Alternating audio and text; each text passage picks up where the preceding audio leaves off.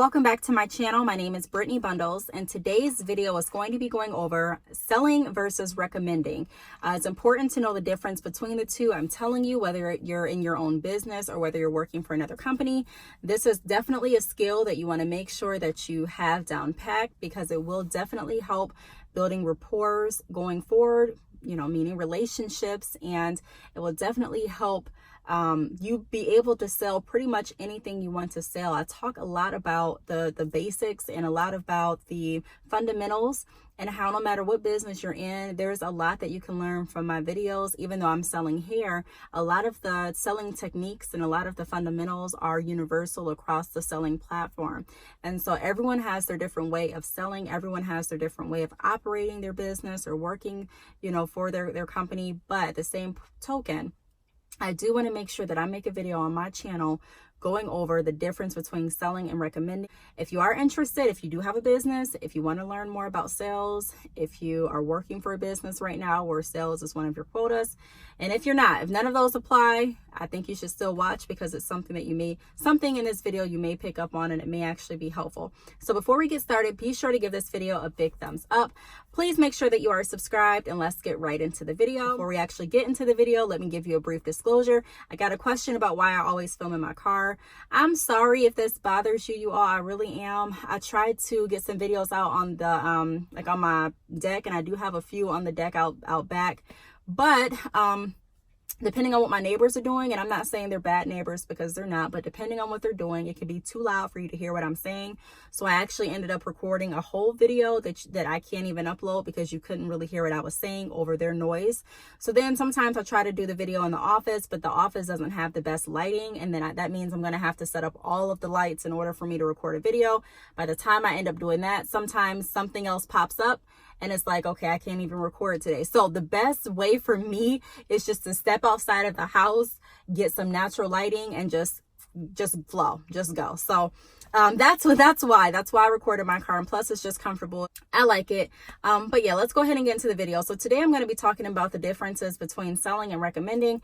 I went over earlier in the video why that's going to be an important skill, because it is going to help increase your sales. Now you have, like I said, different people that do, they sell products differently. They have different techniques, and they have different ways of going about building their business.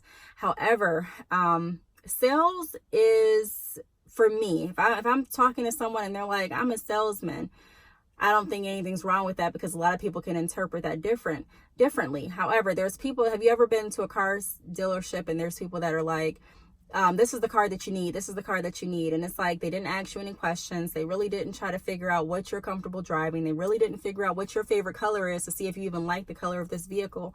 They just automatically assumed and told you what they want you to have. And they're selling you based on what they want you to have.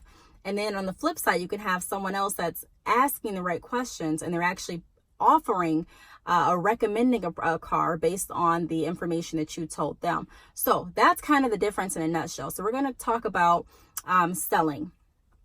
So if you're selling something, you want to make sure that you're asking questions. This is my number one tip for anyone in sales. Asking questions, especially if you're face to face, especially if you're over the phone, even if you're an email or text, you can still ask questions, but you want to make sure that you have a really, really good understanding of what your customer is asking.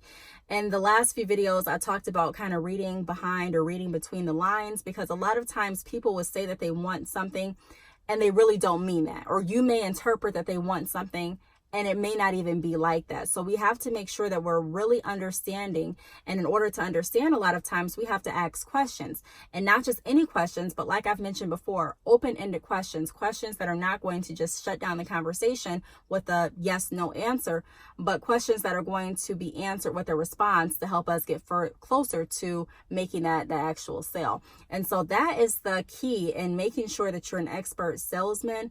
I don't even like to, when I'm talking about the differences, I like to say salesman versus a expert, because the expert is going to know what they're able to sell you. So they're going to have product knowledge, and not just that, but they're going to be able to have the skill enough to listen to what you're saying and be able to come up with a recommendation that fits best for you based on what you're looking for.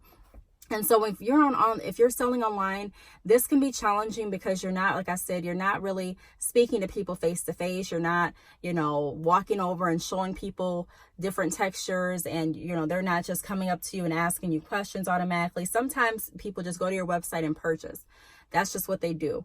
But if you do want to make sure that you're kind of being a little bit more personable, make sure that you have some way that your customers can reach out to you if they have any questions. It depends on how well you can find out what your customer is wanting and how well you can provide that solution.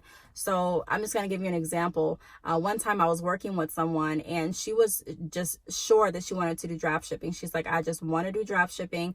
And that's just that. But she ended up starting off or, purchasing bundles instead of doing the drop shipping. So having hair on hand, so wholesale. But she was just, I want to do wholesale. I want to do drop shipping. And I had to ask questions. Okay, I'm happy to help you with that. Let your customers know this is something I can give you. I'm not holding back, but yes, this is what I can give you.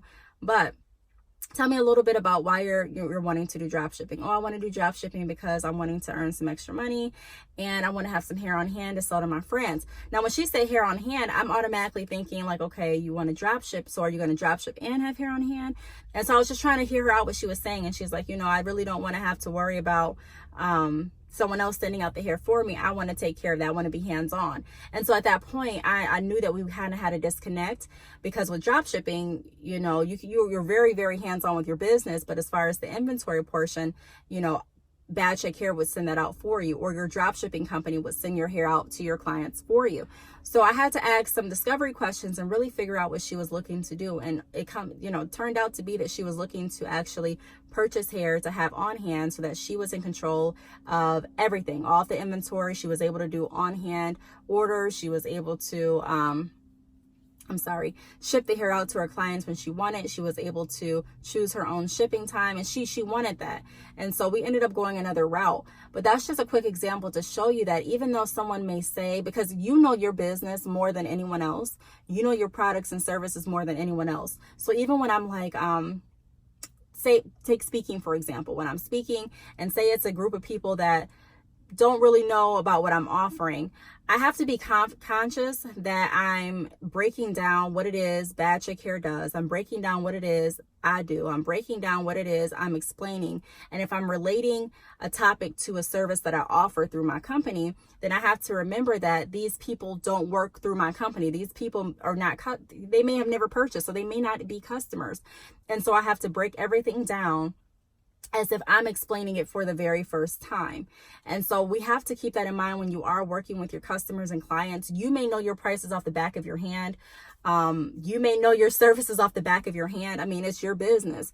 But, a lot of times it takes patience in business, because we have to remind ourselves that these people are brand new. So they may have heard the term drop shipping and think that's what they want. But once they actually start getting to the website and reading the description, they may say, oh, okay, I thought drop shipping meant that I was going to have hair on hand.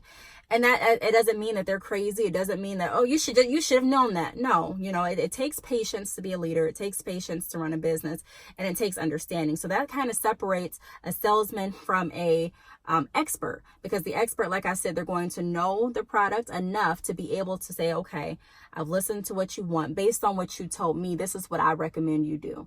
And at that point, you put the ball back in their court. I'm not saying that everyone's going to bite on your recommendation. I'm not saying that everyone's going to say, you know what? Yep, your recommendation works for me. There's people that still come back like, okay, that's really not what I was looking for. Hey, no, I'm pretty confident with this. And so that's fine. That's fine. But your job is just to make sure that they're ultimately satisfied in getting what it is they came to get. You know what I mean? And so that's really what I wanted to talk about in this video. No matter what you're doing, just keep in mind that you are the expert, and keep in mind that having a company is more than, like I say in a lot of videos, having a website up, getting some hair, and playing around with your prices. It's definitely more than that. There still has to be that human touch that we've gone over this week, I believe in Motivation Monday, in our Motivation Monday video, there still has to be listening. There still has to be empathy. There still has to be so many more skills that go into running your business so that people are comfortable and trust you enough to do business with you. So I hope I did a good job explaining the difference between a salesman versus an expert. I say sales all the time because that's what we're doing. It is sales, but there's a different way that you can do it to increase your sales by listening. So like I said, my first tip was asking open-ended questions. Listening, I believe. It was listening or asking open-ended question. I'm sorry, I don't have my notes in front of me.